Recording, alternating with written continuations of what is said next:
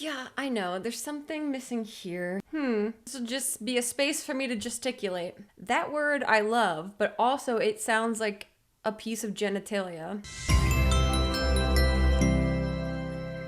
Hello, and thank you so much for being here, you sweet, curious human. This week I got the urge to do like a good old-fashioned, semi-serious advice video where I'm trying to give you some advice, which feels a bit self-indulgent. Gotta acknowledge that first. Like, I know I went to the woods, and I know I'm super wise now, but the idea of just sort of grossly assuming my wisdom is what you guys need is gross.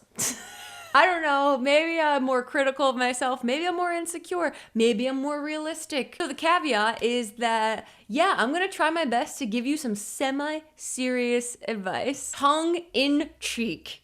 Also, for this to be kind of a collective, open conversation, that if any of you have any tips, tricks, advice, experience, or what have you with any of the questions or thoughts that come up, please don't hesitate to contribute to the conversation in the comments below. Also, I'm trying to facilitate a safe space, so don't be weird about it, you guys. I went on my Instagram and I asked you guys, what do you need advice on? Classic. Absolutely classic. And I have to say that so many of you are going through a lot of the same things. So before we get into this, whatever you're feeling that makes you feel completely alone, you're not. So much easier said than felt. I know. We are all stuck, scared, and confused. Let's get into it. How terrifying uncertainty is. This isn't so much a question more than a shared statement. It is so fucking scary. Certainty is so cool because I know, but then it's also so boring sometimes. Uncertainty is like a dangerous gamble. God, it's so stupid because it's so necessary. Like, we just can't know it all. I used to think that like carefree spontaneity were like the top tier qualifications of being like a cool human being. Really resented the idea that I was a person that desired certainty. And I've come to terms with the fact that it's not lame. It is just a need that I have to have some semblance of certainty, especially in uncertain situations. But it is fucking terrifying. It is so fucking terrifying. And it is so necessary for life. Healing after a breakup. How do I get in touch with who I am without the other person? Whew! I am sorry for your loss and congratulations! You're about to start a new chapter.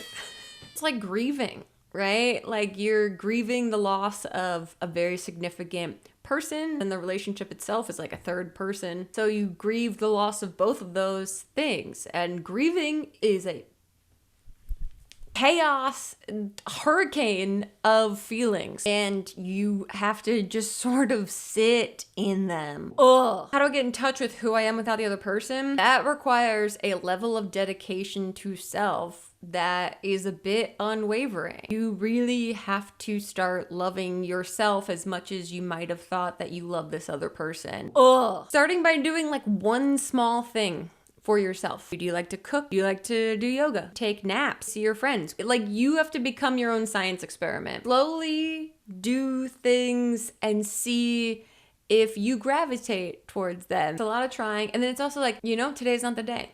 I'm gonna rap. Ugh. Do I need to chop off my hands to put down my phone?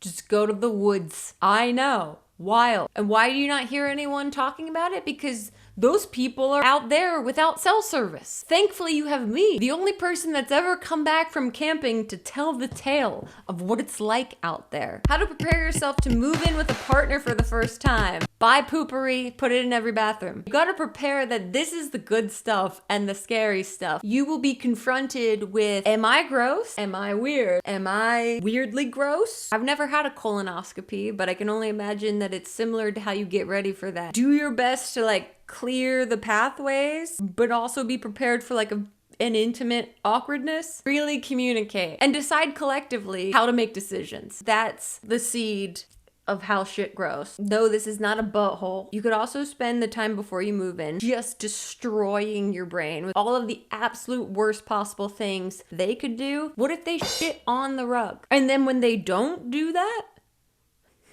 What learning systems as a mature student did you have when studying? I think I posted a TikTok about this a couple years ago. So I went to a graduate program a couple years ago, and Elliot, my husband, who's still pursuing his PhD, was also in a graduate program at the same institution. We were in two different programs. Wonderful to both be in programs, but different ones, because we got to commiserate on a lot of like shared but slightly different experiences. However, I have a very different learning style than Elliot does. Elliot is a voracious learner. I'm in awe of his ability to take in information. I'm a bit, and I don't mean this in like a I'm speaking negatively on myself kind of way. I require a lot of work to retain information, and I had a lot more steps. I need to highlight things in books, and then I need to write down every quote that I highlighted from a book on a piece of paper so I could see it. Big pieces of paper. I invested in these big sheets of whiteboard paper. I got them off of Amazon. Start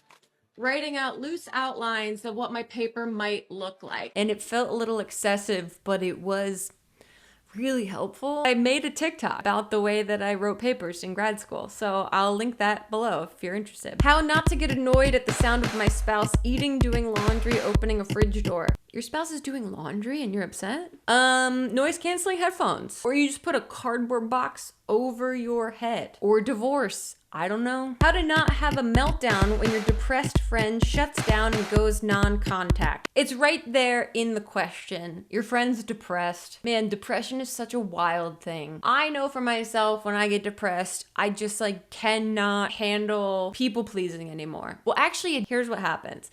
My people pleasing faculty goes, I'm not in a space to be of service to anyone. So the most pleasing thing I can do for my people is to shut myself off from them and not have them have to deal with the way I feel right now. It sucks for you because it probably feels really personal, and it's not. I mean, I can tell you till I'm blue in the sweater vest that it's not. And honestly, there's a ton of videos on YouTube about exactly how to deal with this in a more specifically helpful clinical way. Cut them off completely, write them the most hate-filled note, tell them every terrible thing you've ever thought about them, let them know that everyone else thinks that too. And see what happens. I also, okay, here, we're gonna spitball. Maybe there's a way where you guys can communicate, even if it's with an emoji, like a safe word without the inherent sexiness that you guys decide on, where it's like, if I send this emoji, this means like, hey, I'm just in a spot where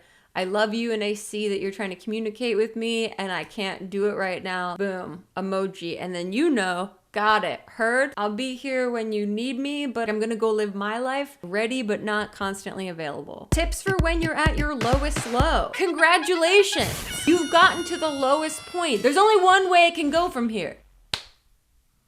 Or death. I don't know. Similar to the how do I get back to myself after a breakup, you gotta start doing just one little decent thing for yourself every day. Brush your teeth. Is that all you can do that day? Great, then that's all you can freaking do that day. I don't know, you wanna make your bed? Brush your teeth and make your bed? Whoa, Oprah, successful person in the world, slow down. You're brushing your teeth and making your bed? Incredible. Dating in late 20s. I'm at the point of giving up. Frustrating. I'm a married woman in my late 30s now, so I don't know how much relevant advice I have to give you on this situation, so take this with a grain of salt. But watch your sodium intake. Unless you really want to get married and start having kids, I think dating in your 20s is fun free. Like your 20s, I think, are pretty experimental. It's okay for it to be frustrating and it's okay for it to not make sense. Again, I don't know where you're at on what you want in your life. You just go in knowing and embracing and saying yes to, hey, this is f***ing weird and it's gonna be chaotic and it's not gonna maybe go well, but there will be some moments in which I experience love and lust and romance and happiness and sides of myself that I didn't know before, and I learned something about myself along the way, then wow, this is worth the chaos and frustration. Work burnout, please. Work burnout is very real. Acknowledge your work burnout. Obviously, if you can take a break, take a break. If you can't take a break, give yourself something to look forward to. You gotta give yourself a little treat. You gotta give yourself a little treat in some way. We're all our own little dogs at the end of the day, and a treat never hurt none of us. How to best support a family member who is going through cancer treatment. A little different for every person that's going through it. The best ways you could be there, from my experience, is like a low pressure availability, like sending messages or memes or funny things without the need for a response. Know that they were there without needing me to have to respond was so great. And that can be as big or little as you want, of just like physically being there and watching TV and like tuning the fuck out, to just texting. How do we decide what our value as humans in this silly world is? Dina, I am simply not high enough for this question that plagues my entire being on a daily basis. If you figure this out, please let me know. And then look at all of these beautiful humans asking the same type of question: how to stop rotting, getting out of a creative writing rut, thoughts on figuring out who you are and what you like that isn't influenced by others, how to get unstuck from a rut or routine to reset and put effort into self-care activities such as hobbies. You see what I'm saying? That we're all going through the same shit right now? So if anything, allow this to alleviate a little bit of the pressure that we're all putting on ourselves to get unstuck. One of the biggest questions I think all of us have, myself included, and I have had this way before the cancer experience, how to get unstuck. And I don't know if this is a byproduct of the comparative nature of social media that makes me feel like I'm not adequate or doing enough in comparison to my peers, or if it's the general age that I'm at, 38, I'm entering midlife, that of course I'm going to question who I am in the world and how I want to be effective and valuable. It's probably both, that we're all plagued by this constant worry of where we're at in our lives and how we could be better. The self-help industry would cease to exist if these questions had one definitive universal answer. It is not as clear as I wish it could be, and maybe that's on me for continuing to ask it. Maybe uncertainty is inevitable and correct and natural. Maybe not knowing where I'm going or what my value is an ongoing question that I'll ask through the entirety of my life. I don't know that we ever figure it all out. I don't know that we ever are unstuck. Maybe that's just part of it. Maybe there's a world in which we need to ask ourselves different questions. And maybe the byproduct of that is the results we want of those other questions. I don't know. I hope this was helpful in its semi-seriousness. And like I said, this is an open dialogue. So if you have any thoughts or nuggets of wisdom, please leave it in the comments down below. I will be in those comments, motorboating those comments with my fingers. And maybe we should do this once a month. I don't know, this was really cathartic. We'll see if you guys like this. We'll go from there. Thanks guys so much for watching. I don't know.